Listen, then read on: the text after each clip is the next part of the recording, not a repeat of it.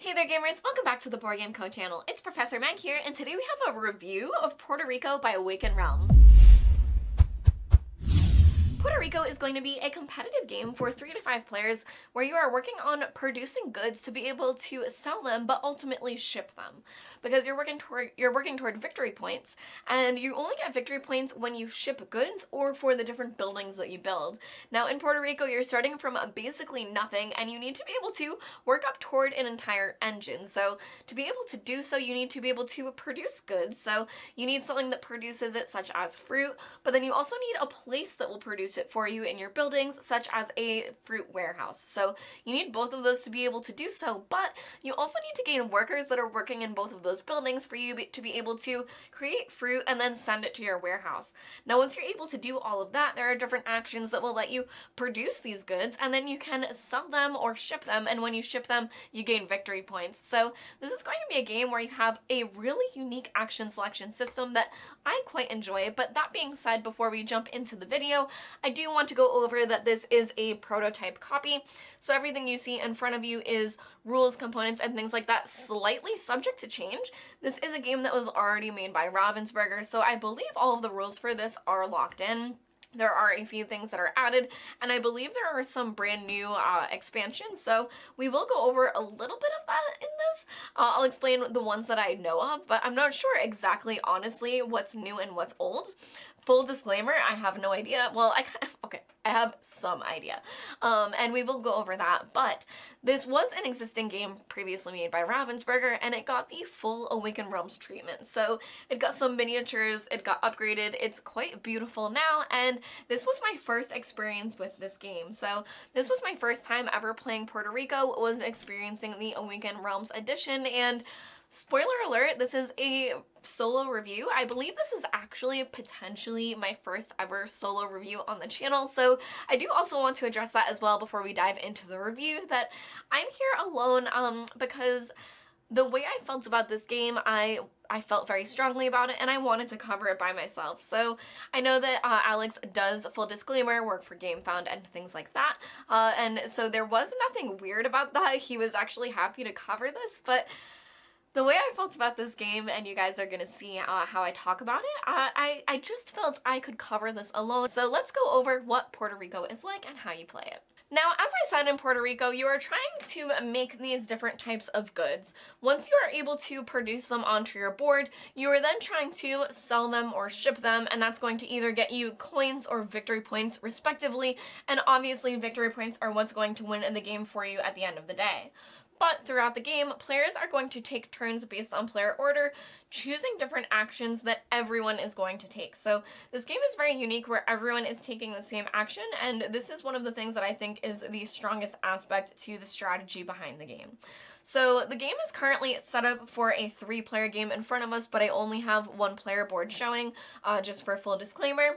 And I only have just a few things set up for examples, so this isn't really indicative of what certain rounds will look like for the different things that I have set out. It's just for examples for you guys.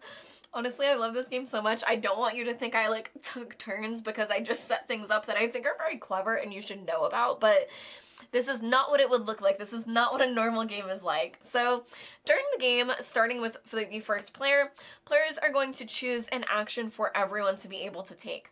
So different actions are going to provide you different things, such as a planter, which is going to let you be able to take a new estate. Now, estates are what are producing these different resources. So you can see up here, the ones that are available are currently fruit, corn, and coffee. So you'll be able to take one of those estates and place it into your player board. However, the first player that chooses to do so is able to have an advantage. So this is true for all of the different actions, that the first player gets an advantage, and the advantage for this one is that you are able to take a quarry instead. Now the quarry are those gray tiles way up there, and you can see that this player does already have one slotted. Now, a quarry is going to allow you to build a building at a -1 cost based on the level that it is. So the level 1 buildings, you are only able to reduce it by 1 cost, but for example, these higher cost buildings that cost you up to 10, you are able to reduce them up to 4. So it goes 1, 2, 3, 4 with your different quarries, that you're able to have a bit better of an economy there. However, if you are choosing choosing planter, you may still want to choose one of the different estates that produces the resources for you if you're trying to go toward a certain action. Now, when you do so, you indicate which action you've chosen for the turn, because no one else can take that action for the rest of the round. So the round will go around. For example, if this was a 3-player turn, 2 other actions would be taken, and 3 of them would not be used. Now, I do have an expansion showing over here of the smuggler, so in that case, this is another action that is able to be chosen. But I'm going to go over these base actions first because they're really, really important to the game. Now, again, as a reminder, everyone is also taking this action, so you will go in player order, but the first player will have that advantage of what they want to choose, if they want a quarry or not. But then after that, every player will then gain an estate and play it into their player board. So then going forward with the other actions, I'm going to go to other ones that might make more sense before we go to other things. But here we have Builder. So Builder is how you build these buildings, which is what you need to be able to produce a specific resource. So here on this player board, you can see that this player is currently producing sugar, and they have a large sugar mill here that they built. So when the building action is taken, the advantage for the first player is that it's a little bit cheaper, but then after that, players will have their money plus their quarries and be able to build these different buildings. Now, the buildings are so crucial to the game. They're so clever. They're so important. Some of them are going to be these mills where you produce the resource and you need it to be able to make the resource. So with the sugar mill, you have to do it. You need it if you want to be making these resources. But there are some buildings that are just cool that do different things. For example, there's the hospital, and the hospital says whenever you take an estate, which was that first action, you automatically have a worker on top of it. So I'm going to go over what workers mean. You need a worker on everything basically for the thing to work. But so that gives you an automatic worker automatically on the estate. Now there's another one called the school, which I think it's the school that does that for buildings. And then there's also other things that are just really, really great, but there are some that take up 2 spots on you, and those are going to be endgame scoring. So I am getting a bit ahead of myself, but for the build action, you'll be building these smaller things to start working your engine, but then you're going to start working up toward being able to afford these bigger buildings, because they do give you 4 points at the end of the game, but then on top of that, if you do have a worker on them, they're going to give you additional victory points for different things that are cool too. So now after the building action, we also have the recruit action. The recruit action is going to be like a little bit confusing, and honestly, I wouldn't worry about it too much, but basically understand that that's how you're getting people onto these different areas. So for example, I currently have 2 sugar estates out, and I have 2 workers on them, but I have a large sugar mill and only 1 worker on that mill. So currently, if a produce action was taken, I would only be able to create 1 sugar because I only have 1 person over here in the mill. Now, corn is the exception. Corn is going to be worth 0 money over here. It is your lowest resource, but corn, you don't need anywhere to be able to produce it. So currently on this player board here, I'm already producing 1 corn, and I don't need a building down here to be able to do so. Now, another example that I set up over here is coffee, where I have a coffee estate, and I even have a coffee worker on it, but I don't have a coffee building yet. So this player is going to want to be working toward a coffee building, a coffee roaster, even to be able to produce that good. Now, that good is the highest in value over here at the market, so that's a really good reason to want to do so, but right now they aren't even able to produce any. So when you are recruiting, you're going to first be able to take workers from this area here. Now, there are currently 3, and if there was additional workers here going in player order, you would be able to benefit from that. So where this is a 3-player game, everyone would be able to gain 1, but if there had been 2 additional workers here, the first player would gain 1, the second player would gain 1, the third player would gain 1, the first player would then gain an additional 1, and the second player would gain this one. Now, the bonus for this one is you gain an additional worker from the bank. So it doesn't come from this area here that you are drafting from, but from the bank you are able to take an additional worker for being the one to take that action. Now, that's very, very important because these three piles that you see over here are how endgame is going to be triggered. Now you have money, victory points, and people, and honestly, I've never seen it run out of money. Money is very scarce in this game because people want to be building buildings. They're worth so many victory points. I've seen this game, honestly, only ever end from workers, so I would love to know in the comments down below if you've ever played Puerto Rico, especially if you play it a lot, and if you've had the game end not from running out of workers, because I've played both 3 and 4 player games, and in my experience, you run out of workers first. So here for a 3 player game, there are 75 workers over here. No, sorry, I'm so sorry. There are 55 workers over here, and there are also 3 that start up in this area here. So you have a total of 58 workers for a 3 player game, and 78 for a 4 player game, and I'm just honestly curious if anyone's ever had that endgame condition happen that wasn't running out of workers. I'm sure it's happened, but it seems very, very rare to me. Honestly, that was a tangent and I'm so sorry, so let's keep going. The other actions are going to be very intuitive, but one of them is going to be craftsman, which is produce. So that's when you're going to produce for everything that you have. So currently looking at my board, as I said, I would be able to produce a corn because corn doesn't need a building. I would be able to take 1 corn, and I would be able to take 1 sugar because I have a worker over here at an estate, but I only have 1 over here at my sugar mill. So if I did have 2 over here, I would get 2 sugar, but if I did have this area full with 3, I would still only get 2 sugar because of these. Now, the advantage for craftsman is that you get a bonus good, but it has to be a good that you also produced. So I wouldn't be able to take coffee or tobacco or something like that, but I would be able to take an additional corn or sugar depending on what I wanted. Now, next up is trader, where you're going to be able to sell a good. This area up here is where you're going to sell the goods into, and you have to sell something that isn't already there. So for example, I would not be able to sell my corn to that area, but I would be able to sell my sugar. Now on the board, it shows you what everything is worth, 0, 1, 2, 3, and 4. But different things can make corn worth more to be able to sell it. For example, the trader action, for the advantage for being the one to initiate the action, is earning a bonus coin. So you could be able to sell a corn for at least 1 coin, but there are buildings here that make selling a good worth even more money. So you have the small market and the large market, and you could ultimately gain +3 coins when selling goods, meaning that you could even sell coffee for a total of 8 coins if it was your turn when you were the one taking the trader action.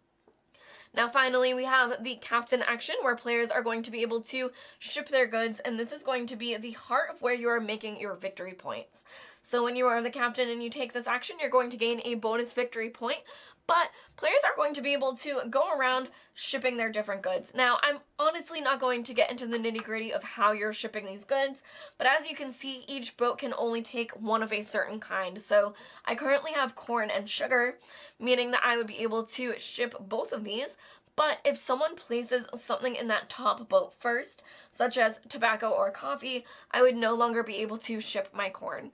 So each ship is only able to ship 1 particular type of good until it is cleared, and it only clears at the end of the round. So it can be very, very important what is shipped here. And it can also be very, very important the pace of how you choose to do this, because once this action is done, all players have to discard all of their goods down to 1.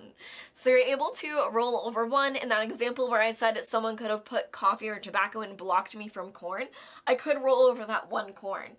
But if you have 4 tobacco, you can only hold on to 1 tobacco. Now, as I said, there are buildings that change this. Buildings really change everything in this game. So you are able to have buildings that let you hold on to certain goods, but after that you have to discard things. So it can really matter the pacing of this game, not only when the captain action is chosen and who chooses to take it. You can't really hold on to too many goods for yourself, but that blocking in the boat with who chooses to put what where and how it ends up can really, really be important. Even over here where there are 2 fruit spots open, if the person that takes the captain action places 2 fruit, no one else will be able to ship fruit because that boat will be full. So it's really, really crucial and honestly very cutthroat that you can see that the actions that are chosen really all feed into each other. Now, there are some expansions that are available in this edition, such as the Smuggler and these achievements here, where players are going to be able to do different achievements to be able to win victory points. There is also a festival that players are able to play with, so there are different modules that are added to the game. Now, one final thing to note is that before the round ends, players are going to place coins on the actions that weren't taken. So in an example where this was a 3-player game and players only chose to take these first 3 actions, 3 coins would then be placed over onto this area. So you would take 3 coins, place them on these actions, and then reset all of the actions, meaning that everything is available for the next round, and then you'll pass the first player token. So then it's going to entice players to take these actions not only because it might be beneficial for them or because you want to force certain decisions on your opponents, but it's also going to have a monetary value attached to it.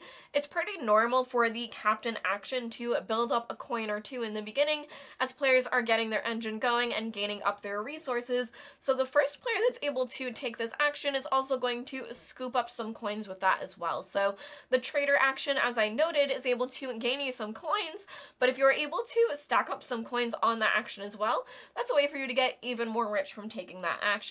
So in a future round, perhaps players choose to take 3 other actions, then in the other 3 would have an additional coin placed onto them until that action is taken. Once the action is taken is when the players are going to be able to get those coins. So now to get into things that I like about Puerto Rico, or we might even say what I love about Puerto Rico. So this is a game that if you look at it and explain it, it's not a game that I would personally like. It's a game about economy and producing resources and shipping goods, which is not something that I'm against, but it's not something that would usually entice me. And that being said, it's also like in a regular world. It's in Puerto Rico. It's not fantasy. It's not dragons or fairies or gems or anything like that. You're working with tobacco and coffee and fruit and sugar.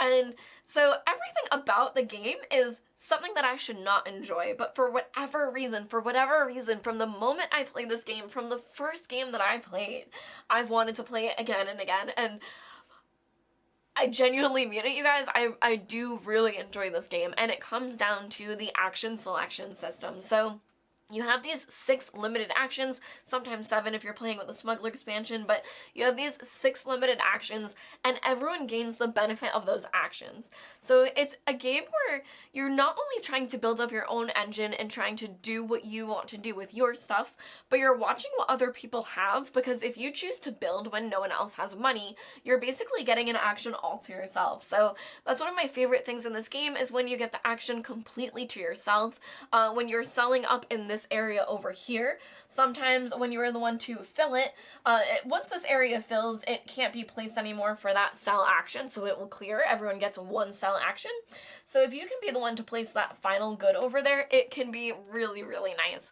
And even more importantly, if you take that as like the last action of a round, and then you get to do it again freshly when no one else has anything to sell because someone else did something, like, it's just, you can really cascade these different actions to be personal actions for yourself, which is the first thing I think about when I'm playing this game, is which actions do I not need to take because I can rely on other players wanting to take them and needing to take them, and what actions can I take that are going to be solo actions for myself. So this is just a highly, highly strategic game where you're kind of just chasing your own tail. You're trying to do so many different things at once, where you need these goods to be able to make money and victory points.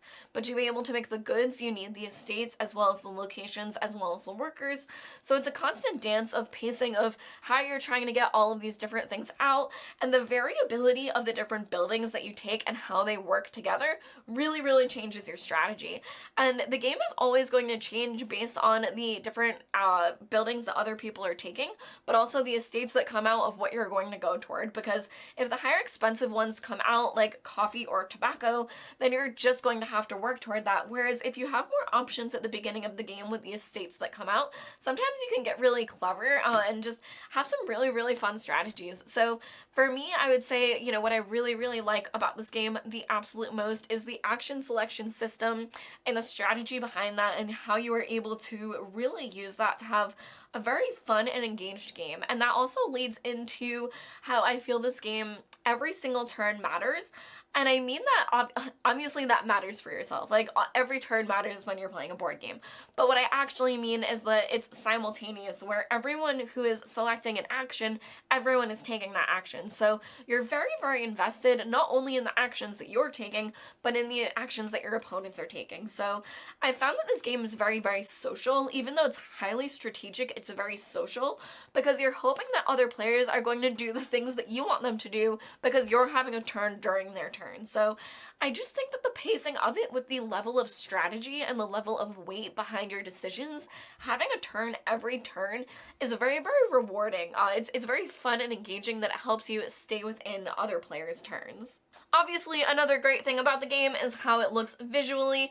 This, compared to the older version, is almost a little unfair, but this version is the version that I'm going to be reviewing because it's absolutely beautiful. Now, I do know that in the base pledge for this, these upgraded goods, the worker people, I believe everything that you see like here in this area is part of the base pledge, whereas these things are all extra for the buildings and things like that. So it is absolutely beautiful, and I can attest that just even these different resources, they are really, really pretty, and they're very enjoyable to play with. That I just think that they really knocked it out of the park with this one. That, I don't know, you guys, these ships are just so satisfying when you're not even really doing too much with them, but you are shipping onto them.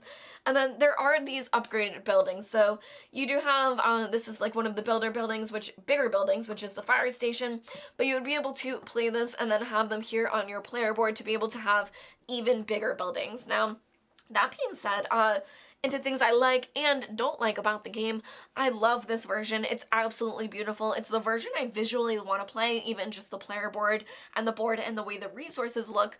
But that being said, I don't think that these bigger buildings are necessarily needed or worth it. I mean, they're definitely worth it in the sense that if you love this game and you want the upgrades, they're really, really cool. But personally, as someone who has been lightly addicted to this game and playing it a whole lot, for me personally, I think the base pledge of everything that it comes with is everything that you need. These workers in the original game used to be like little wooden discs, so they're definitely a whole lot cooler and nicer, and these are honestly like, I enjoy these a lot, especially where, again, as I said, the workers for me seem to be the endgame triggering condition, so I do like them being bigger and very identifiable, because then I can tell exactly what they are and how many are left to be able to count for that, because triggering endgame can be very, very fun. But so I do think that this base version is completely worth it, but the buildings and upgrades and things like that may not be needed unless there's someone that feels the need to completely swag out your game.